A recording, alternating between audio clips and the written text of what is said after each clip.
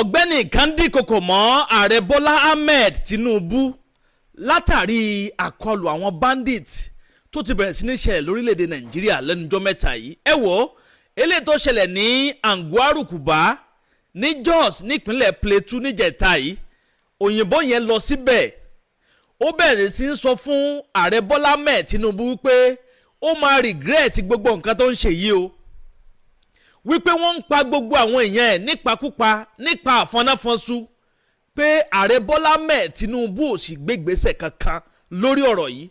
Ó ní níbi tọ́rọ̀ èdè dúró báyìí pé ààrẹ Tinubu ò lè deny pé kò sí Christian genocide lórílẹ̀‐èdè Nàìjíríà. Ẹ̀yin èèyàn, ọ̀gbẹ́ni lament tó ń sọ categorically wípé location bíi tí àgọ́ ọlọ́pàá wà síbi tíṣẹ̀lẹ̀ aburú yìí ti ṣẹlẹ̀ ó ní kò ju 20 meters lọ. Ó ní ìjẹ́jẹ́ mọ̀ pé fún bíi wákàtí kan gbáko tí wọ́n fi sọsẹ́ pé kò sí ọlọ́pàá kankan tó yọjú ságbègbè yẹn. Bẹ́ẹ̀ sì ni báràkì àwọn ọmọ ológun wọn níbẹ̀ yẹn náà kò jìnnà sí environment yẹn. Báràkì àwọn ọmọ ológun tó tóbi jù lórílẹ̀‐èdè Nàìjíríà pátápátá wọn nípínlẹ̀ Plateau ní Jos ló wà, ní Angwarukuba. Bẹ́ẹ̀ sì làwọn ọmọ ológun kankan ò yọjú. Tẹ́ ò bá gbàgbé lánàá nígbà tí Very Dark Man lọ síbi tíṣẹ̀lẹ̀ abàmì yẹn tó ti ṣẹlẹ̀ lánàá, ẹni tó jẹ́ olórí àwọn ọ̀dọ́ òun náà sọ̀rọ̀ lánàá.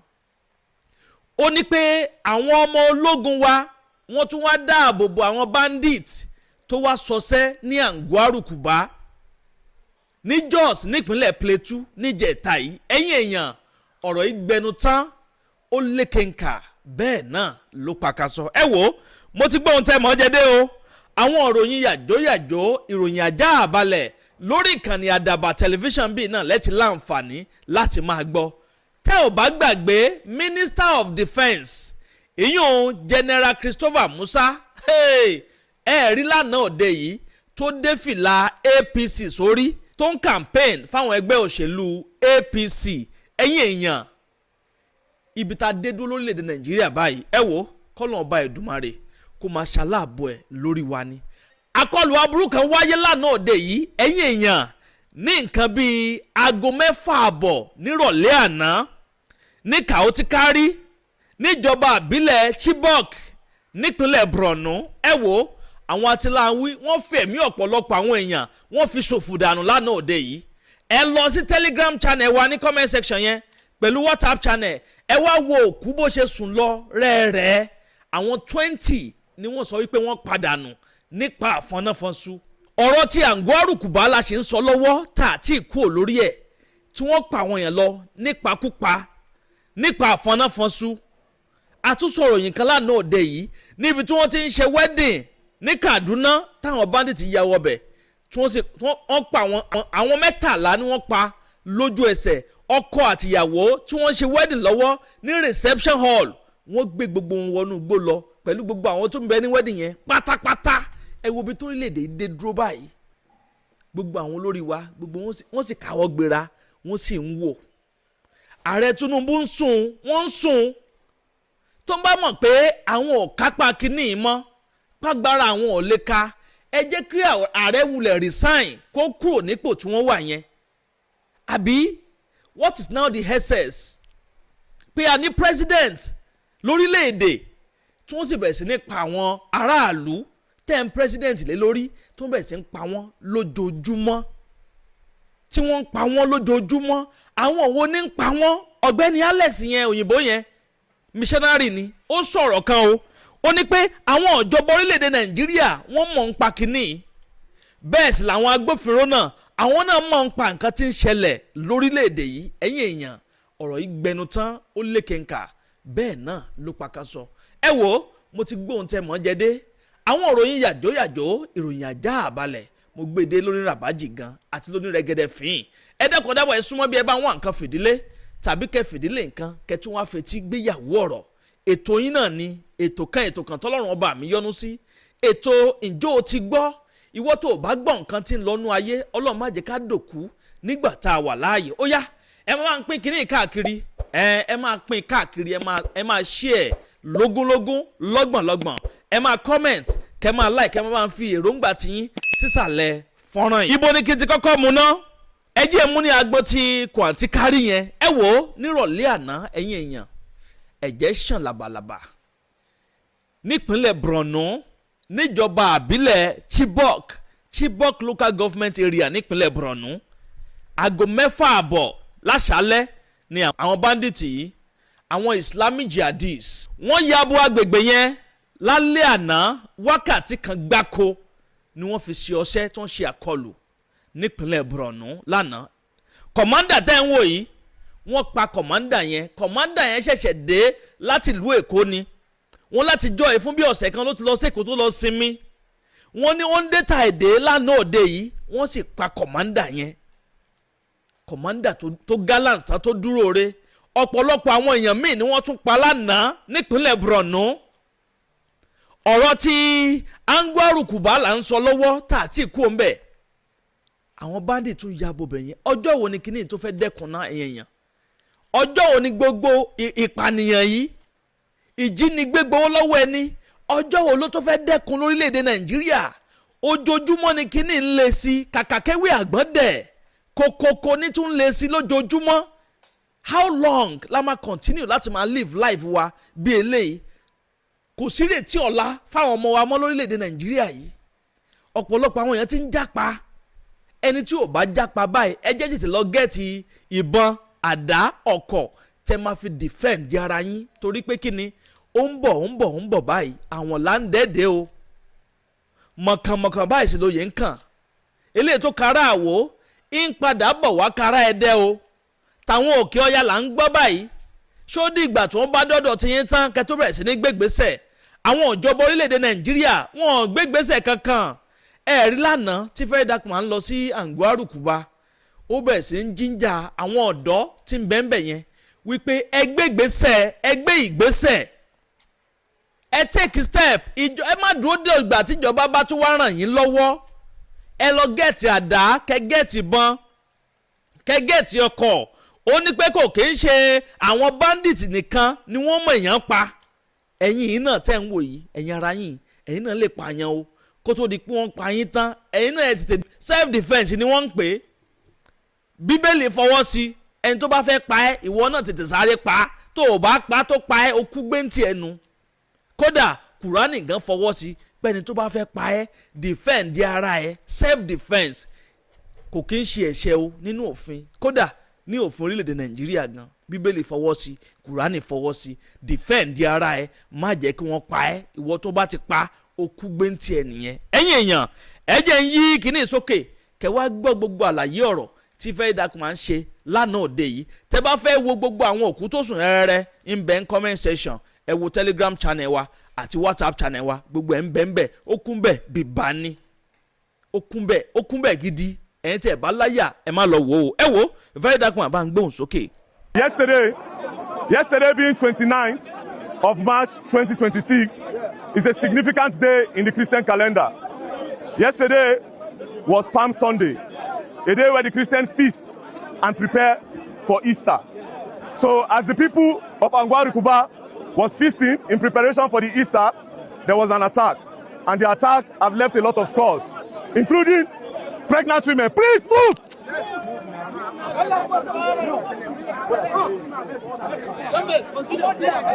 Move! I want to see the pregnant woman. What's wrong with you, man? Bro, move from there. This is a pregnant woman on the ground. Everybody here, their name is written on their head. I can count at least 1, 2, 3, 4, 5, 6, 7, 8, 9, 10, 11, 12, 13, 14, 15, 16, 17, 18, 19, 20, 21, 22, 23, 24, 25. And there are still more people in the car.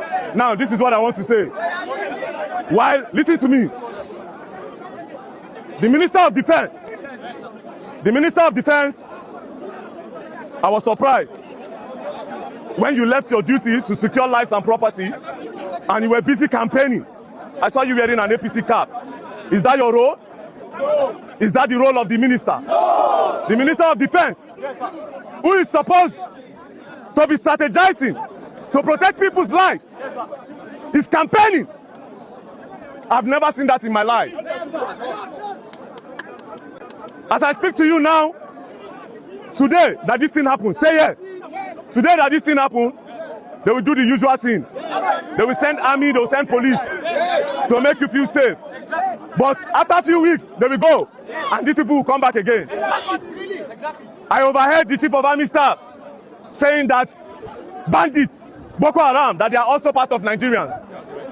People that are killing Nigerians every day without remorse. Instead of you to protect us against them, you are giving them amnesty. You are saying you want to rehabilitate killers. You are saying you want to rehabilitate killers. These are people that have killed families and generations. These are people that have pursued people from their generational homes. All in the name of what? As we speak now, the president is supposed to be here. But what are they doing? They are campaigning for 2027. In as much as we don't want this to be political, but at the end of the day, what are they doing? I'm telling you, the people of Agwan-Rukuba, if you don't stand up for yourself, it is about that time that you stop. Listen to me. If you can gather anything, I know if I say this now, they'll say I am encouraging violence. But to protect yourself, violence is the only way. I am telling you, if you can get knives, if you can get hunter's gun, if you can get anything to protect your land, protect your land. Don't listen to the government that they will come and help you. They will not. Anybody you see that is not from here, anybody that looks suspicious, before they get you down, get them down. Listen to me. If you keep quiet and wait for the government, just no be the first time it happen, no be the second time, no be the third time, no be the fourth time, no be the fifth, no be the sixth. We don't lose count. No be today start. It don't pass 15 years when they keep people for just. Even before I start to get sense, they don't keep people for just. The question we ask the government is, when does this stop? When will it stop? Tinubu, when will it stop? You promised us security, but nobody is secured. It is so sad. A pregnant woman on the ground, she don't go like that with the pikin where they say belle. The woman don't go. These are people's brothers. These are people's sisters. We say no. And like I said, please, the people of Agwan-Rukuba, make we know just day, just talk. Everybody carry camera and they see. You go post on social media, you go. No. Strategize, prepare your mind. All of us, listen to me. No be only Boko Haram sabiki. No be only bandits sabiki. All of us na killer. Now until you ready, we all fit kill people. No ever to say you no get the mind. You fit kill person. You can kill people. So please protect yourselves and don't wait for the government. As for these people, oh my God. ọ̀rọ̀ lẹ́gbọ́n yẹn o eri bí fẹ́ dakun aṣebẹ̀ sí ní jíjà àwọn èèyàn wípé kí wọ́n gbéra ńlẹ̀ káwọn náà ṣe bí ọkùnrin kán ṣe bí akin kán má dúró dìgbà tí táwọn ìjọba wà máa ràn wọ́n lọ́wọ́ wọ́n ń pa wọ́n lọ́tún wọ́n ń pa wọ́n lọ́sì wọ́n pa wọ́n tán tí wọ́n bá gbé ìgbésẹ̀ tó yanrantí lórí ọ̀rọ̀ yìí ṣó dìgbà tó ń bá pa everybody tán pátápátá tí wọ́n yanjú gbogbo wọn tí ò wá sẹ́ni kankan mọ́ nínú ìlú ọ̀pọ̀lọpọ̀ àwọn ìlú láti rí táwọn èèyàn ti ń kó kúrò yẹn tí wọ́n ti ń digbá tí wọ́n ti ń dagbọ̀n tí wọ́n ti ń kúrò nínú ìlú tí ìlú ti dáhóró. Ẹ lọ wò ìpínlẹ̀ Kwara ìlú méjì ọ̀tọ̀ọ̀tọ̀ níjọba àbílẹ̀ Ìfẹ́lódùn community area wọ́n ti kúrò nínú ìlú tán ìlú ó ti dáhóró kò sẹ́ni kankan nínú ìlú mọ́ kódà tó fi dórí kábíyèsí àwọn àfà àwọn pásítọ̀ nígbà tí wọ́n ti kúkú bẹ̀rẹ̀ sí ní ya wọnú chọ́ọ̀chì tí wọ́n ti ń já wọn yàn gbé kí làwọn pásítọ̀ tó fẹ́ máa ṣe ń bẹ̀ tí wọ́n bá lẹ́mìí ara wọn lò gbogbo ọ̀pọ̀lọpọ̀ àwọn pásítọ̀ yẹn àwọn chọ́ọ̀chì ti ń bẹ̀ ń bẹ̀ wọ́n ti ti gbogbo ẹ̀ pa wọ́n ti lé àwọn èèyàn jáde kó ń bẹ̀ kí wá ló dé gan tó gbìn wá lé kókókó tó yìí nítorí Ọlọ́run ẹ̀yin èèyàn eléyìí ó gbẹnu tán o ó lé kẹ̀ǹkà bẹ́ẹ̀ náà ló pàkàsọ àwọn tí wọ́n pa ní Kautikari lánàá òde yìí nípínlẹ̀ Borno wọ́n lọ síbi 20 òkú 5 ní orí lálẹ́ àná òkú 10 ọ̀tọ̀ọ̀tọ̀ ni wọ́n tún ṣàjọ láàárọ̀ yìí gbogbo ẹ̀ ń bẹ ní comment section wa nínú Telegram channel yẹn òkú wọ́n á tẹ òkú lọ́rẹ́ rẹ̀ ojoojúmọ́ ni wọ́n ń kó òkú jọ báyìí láì jẹ́ pé bóyá wọ́n ṣàìsàn àbí nǹkan ṣe wọ́n ṣe operation àwọn èèyàn òkú lọ hospital wọn báyìí àwọn èèyàn tó wà lálàáfíà tára wọn le tí wọ́n ń jí láàárọ̀ tí wọ́n ń ṣiṣẹ́ òòjọ́ wọn àwọn bá dé sí ń wá from nowhere wọ́n dẹ̀ bẹ̀rẹ̀ sí ń pa àwọn èèyàn agbára ìjọba ò sí ká Minister of Defence tuntun tó yẹ kó tún mójútó ojúṣe ẹ̀ fìlà APC ni bàbá yẹn dé sórí tó ń bẹ̀rẹ̀ sí ń campaign fáwọn APC ṣiṣẹ́ tí wọ́n rán wọn nìyẹn ẹ̀yìn èèyàn eléyìí gbẹnu tán General Christopher Musa ló jẹ́ the least person táwọn èèyàn lérò pé kò ní ṣiṣẹ́ bó ṣe yẹ kó ṣe bí Christopher Musa ṣe débẹ̀ yẹn belief ọ̀pọ̀lọpọ̀ àwọn èèyàn ni pé ọkàn wa ti balẹ̀ báyìí pé àwọn bandit wọ́n ti rí wàhálà, wọ́n ti rí ìṣòro, wọ́n ti rí dààmú. Kàkà kéwé àgbọ̀n dẹ̀ láti ìgbà tí General Christopher Musa ti débẹ̀ kòkòkò báyìí ní màá tó ń lè sí lójoojúmọ́. Ẹ̀yin èèyàn mi ẹ máa bá ń comment, kẹ́ máa bá mi like kẹ́sì máa bá mi pín fọ́nrán ìkáàkiri lógúnlógún lọ́gbọ̀nlọ́gbọ̀n kó bàa lè kan ọ̀pọ̀lọpọ̀ àwọn èèyàn lára. Ẹni tó jẹ́ olórí ọ̀dọ́ ní Angwarukuba nípínlẹ̀ Plateau ní Jos ó jáde sọ̀rọ̀ o. Ẹ wò ó fárígá, ó yarí kanlẹ̀, ó nípa àwọn ìjọba orílẹ̀-èdè Nàìjíríà wọ́n mọ̀ ń pa nǹkan tí ń ṣe àwọn yìí, wọ́n mọ̀ ń pa ẹ̀. Ó láwọn sójà kan ló wá tó wá dèfẹ́ǹdì àwọn táwọn ò fi ráàyè ṣọṣẹ́ sọ́dọ̀ àwọn bandit tó wá pa àwọn èèyàn wọn. Bẹ́ẹ̀ sì ni wọ́n padà pa èèyàn méjì o, wọ́n pa méjì náà àwọn bandit yẹn. Mọ̀ ń láwọn sójà yẹn ló wá pé wọ́n páàkì mọ́tò wọn ilọ̀ọ̀sì wọn, wọ́n blọ́ọ̀kì ojú ọ̀nà, àwọn ò ráàyè lè lọ tákù àwọn pípọ̀ yẹn. Kódà ó ló kù díẹ̀ kọ́ta àbọ̀n bá àwọn lẹ́sẹ̀ nígbà táwọn ọmọ ológun wa tí wọ́n yìnbọn sókè, nígbà táwọn ọmọ ológun bá tún wá tí wọ́n ń ṣèdí àwọn bandit, tí wọ́n ń dáàbò bá àwọn bandit kàkà tó yẹ kó máa dáàbò bá àwọn aráàlú. Báràkì wọn bẹ́ẹ̀ ń tòsí ibẹ̀ yẹn, wọ́n ti fẹ́ pa àwọn yẹn tán kó tó di pé àwọn ọmọ ológun dé. Lẹ́yìn ìgbà táwọn bandit ti lọ tán làwọn ọmọ ológun lè ṣe wá ń dé. Ṣẹ́yìn gan ẹ̀yin náà ti rí i pé ọ̀rọ̀ yìí lọ́wọ́ kan àbòsí nú, ọ̀rọ̀ yẹn lọ́wọ́ kan àbòsí nú. Dájúdájú àwọn ọmọ ológun gan mọ̀ ń pa nǹkan tí ń ṣẹlẹ̀ yìí, àwọn ìjọba gan mọ̀ ń pa nǹkan tí ń ṣẹlẹ̀ yìí. Gómìnà ti sọ tẹ́lẹ̀, ó ní ìjọba mọ̀ gbogbo àwọn bandit yìí lọ́kọ̀ọ̀kan léjèèjì pé wọ́n mọ orúkọ gbogbo wọn, bẹ́ẹ̀ sì ni wọ́n mọ location wọn. Tó bá wà mọ̀ gbogbo àwọn kìíní yẹn, kí ni ìdí tí ìjọba ò fi gbé ìgbésẹ̀ tó yẹ kí wọ́n gbé lórí ọ̀rọ̀ yìí? Tó bá mọ̀ pé àwọn mọ̀, kí ni ìdí tí wọ́n ṣe lọ gbé Gúnmi pé Gúnmi ń parọ́ mọ́ ìjọba ni? Ibo la dé dúró báyẹn yẹn? Ọ̀gbẹ́ni Alex yẹn ó ń sọ categorically pé àwọn ìjọba mọ̀ ń pa kìíní yìí. Àwọn kan sọ pé wọ́n ràn wá kó wá máa ṣáàmì ní lórílẹ̀‐èdè Nàìjíríà. Wọ́n níbi tọ́rọ̀ èdè dúró báyìí pé Tinubu ò lè deny pé kò sí Christian genocide lórílẹ̀‐èdè Nàìjíríà. Ó ní kò lè deny ẹ̀ torí pé kíni ojú òun fúnra ẹ̀ gan ti rí. Ó lọ síbi òkú yẹn, òkú lẹ̀ ń wò lẹ́yìn bàbá yìí náà. Ẹ wo bó ṣe ń dáná sun àwọn èèyàn, àwọn ọmọ Nàìjíríà ni wọ́n ń dáná sun yìí. Ó ní bo ni Tinubu wà pójoojúmọ́ ni wọ́n ń dáná sun àwọn ọmọ Nàìjíríà. Tinubu sì káwọ́ gbéra, Tinubu ń sùn. Ẹ̀yin èèyàn tó bá mọ̀ pé òun ò kájú ẹ̀, òun ò kápá ẹ̀ láti jẹ́ ààrẹ orílẹ̀-èdè Nàìjíríà, ẹ jẹ́ kó gbágbára lẹ̀ kẹ́lòmíì gbé náà. Ìlú ń bàjẹ́ sí lójoojúmọ́, wọ́n dẹ̀ ṣe ń campaign fún 2027 city boy movement lọ́tún lọ́sì, wọ́n tún campaign. Agbára wọn ò sì káwọn afẹ̀míṣòfò tí wọ́n ń terrorize Nàìjíríà, Ẹ̀yin èèyàn ọ̀rọ̀ yìí ní agbára o. Ẹ jẹ́ ń yí kíní sókè kẹfà balẹ̀ gbọ́rọ̀ lẹ́nu Alex torí ó fọgbà yán gan nínú fọ́nrán eléyìí tí mo mú wáyé. Ẹ̀yin èèyàn mi ẹ jẹ́ ń sáré gbé wá, mò ń bọ̀, ẹ má yí kú mbẹ̀, Àdàbà tẹlifíṣàn náà lẹ́wà. In Kabul, they just murdered over 10 people. Yeah. Innocent Christians. Yeah. On Palm Sunday. Yeah. Tinubu, where are you? As your people are slaughtered in the night, as you sit in Aso Rock and you do absolutely nothing, you allow your people to be killed again and again and again and again. When will it stop? When will you hear the cries of Nigerians, of Christians? You can no longer deny genocide. They're being slaughtered. And you say there's no issue. You will regret what you are doing. Right, and we just came out of the mortuary. Not a great sight, Alex.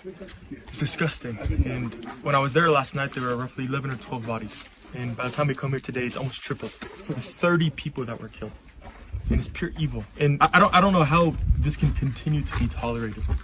It's evil. I can't even breathe in that room because of bodies, corpses that are just... Oh, God. Yeah, you said something that was profound. The distance from the police station to the places people were killed. You would say something about that. It's like 20 meters. I mean, from here to there. So how can the attack happen for an hour or 30 minutes, however long? They're killing, shooting, killing people, machete. But then the police are nowhere to be found. And they're all there today now in their uniforms. Yeah, they have their tank, they're all dressed, they're all equipped, they're ready to go after the killing happens. It's like, what? Talk about corruption.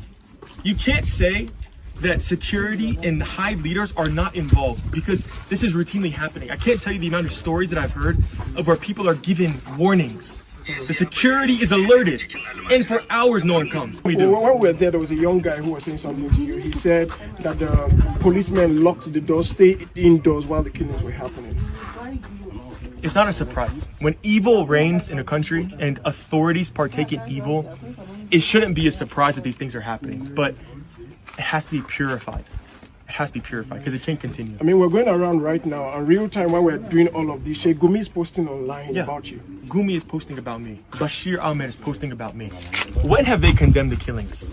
They haven't talked about me rebuilding villages. They haven't talked about me drilling boreholes. But then when I speak out against pure evil and terror, where innocent people are slaughtered, then all of a sudden Gumi comes from his grave. ẹ tún káàbọ̀ padà yín yẹn wá bó lẹ ṣe rí sí abẹ́rẹ́ ìpele ní agbára díẹ̀ ẹ jẹ́ darapọ̀ ní abala àríwú sí kẹ́ bá mi comment kẹ́ máa like kẹ́ sì máa bá mi pín fọ́nrán ìkáàkiri lógúnlógún lọ́gbọ̀nlọ́gbọ̀n kó lè tètè kan ọ̀pọ̀lọpọ̀ àwọn èèyàn lára bó ló ṣe lágbọ̀n tọ̀dọ̀ tí yín bẹ̀rù ẹ jẹ́ darapọ̀ ní abala àríwú sí ẹ bá ń comment ẹ bá ń like fídíò yìí ẹ̀yin tí ò tí subscribe sórí ìkànnì wa ẹ bá ń tẹ subscribe button tó bá yẹ pé Facebook lẹ ti ń wò wá ẹ bá ń tẹ follow button ní rí jù báyìí lọ lórí ilé tí a mú wá fún yín sáà yìí bó bá tún ṣe ń lọ lórí ọ̀rọ̀ yìí gbogbo ẹ̀ pátápátá náà lẹ́ láǹfààní láti máa gbọ́ lórí ìkànnì àdàbà tẹlifíṣàn àdàbà ọ̀nà ní à ń sùgbẹ́ iná ń jó ẹ̀yẹ́lé gbéra ńlẹ̀ àdàbà atúntì fòfẹ̀rẹ̀ awọ̀lú sọ̀lúdẹ̀rọ̀ pẹ̀sẹ̀. Tested and trusted kí mò ń sọ̀rọ̀ ń pa ẹ̀ capable tẹ́ bá ń gbọ́ ikú kí n pa kíre àrùn kì í ṣe kínu àwa méjèèjì la pàdé pẹ̀lú capable tajà kílà ń gbó akílà òde òjìyàn kan bá mi pé kíre wọn lọmọkùnrin tí ò bá lè tẹ àtẹ̀kànlẹ̀ gbọ̀ngbọ̀ngbọ̀n capable ni o ṣẹ̀kan sùn 1 minute man 2 minute man kò sí yẹn mọ́ capable lè tí a fi ewé àti egbò ṣe capable. anáyàn pa ẹ̀rọ àbá obìnrin yẹn kò dẹ̀ sí side effect kankan ewé àti egbò la fi ṣe. capable by the way ó yà kó di capable gbà kan jẹ́.